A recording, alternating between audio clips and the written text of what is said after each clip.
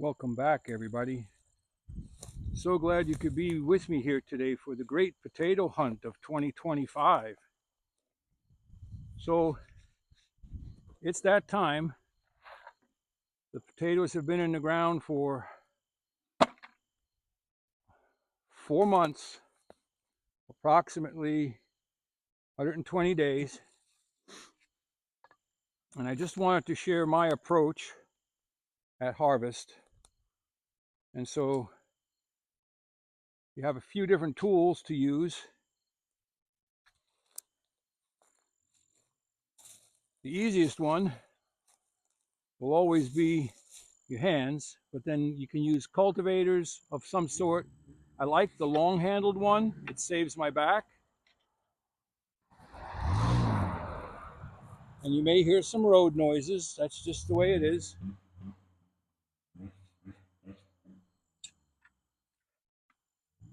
And then there is the traditional digging fork.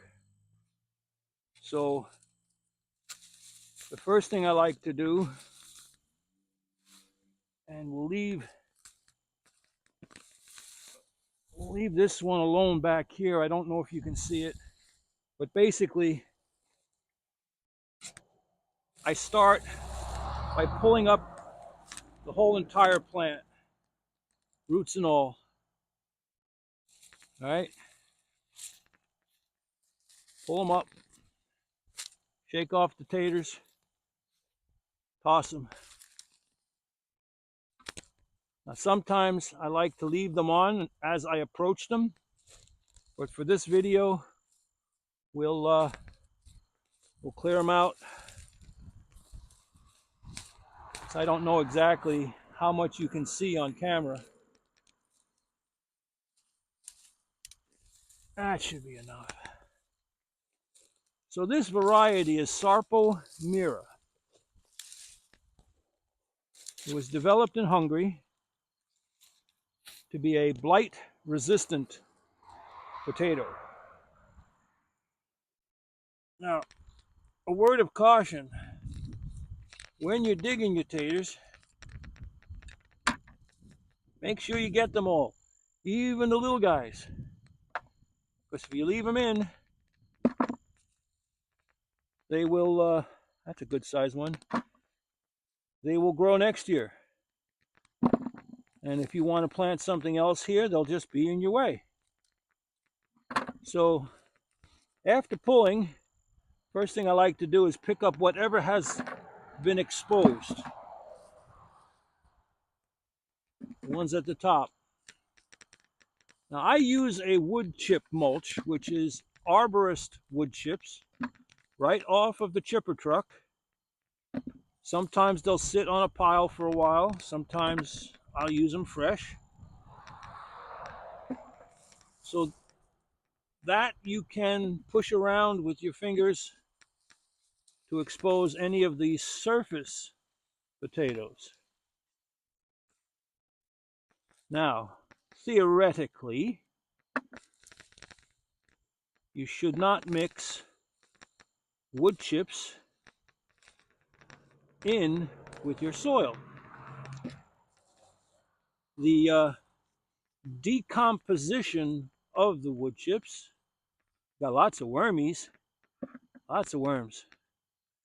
The decomposition of the wood chips can reduce, and some people use the word rob, nitrogen from the soil because it requires nitrogen to decompose. So the next tool up would normally be something like a digging fork or a spade.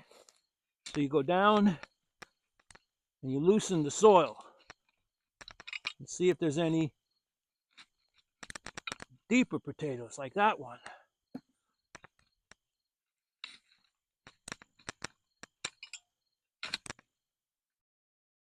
Now, another tool that I like to use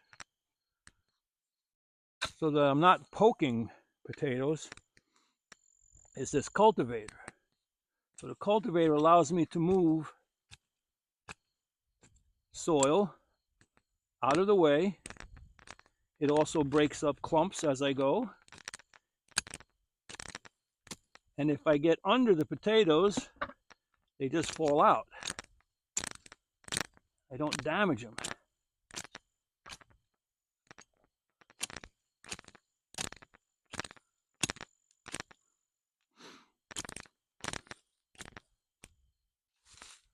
So getting back to the whole wood chip nitrogen controversy, I look at it this way. If you have this white fuzz on your wood chips, that is mycorrhizae, and that means it's already breaking down the wood. So I don't mind mixing them all in. All right, looks like we've reached the limit of that plant. And I don't know if I'm in camera shot or not. But the other tool that I use is this one, which gives me a much longer reach, so I can come in from a further distance standing upright more. There's a tater. Standing upright more and getting in underneath the potatoes and pulling them towards me, making for easy picking. And as long as I'm not hitting them with the points, I'm not damaging them. See that? And remember, don't forget the little ones. They have to come out.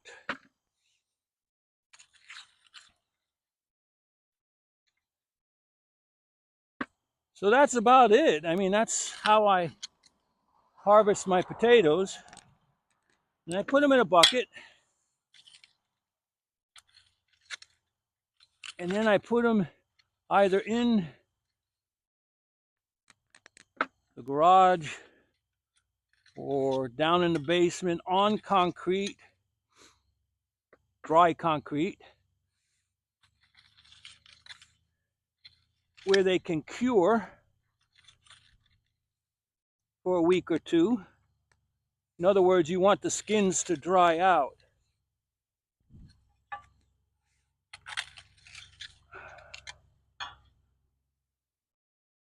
And then once that's done, I will sort them.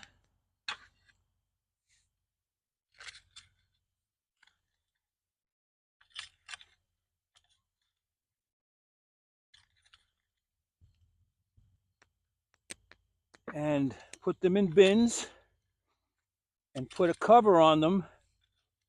Still allow air in, but no light. And there they can sit all winter long. So there you go, everybody. Sarpo Mira Harvest 2025 has begun.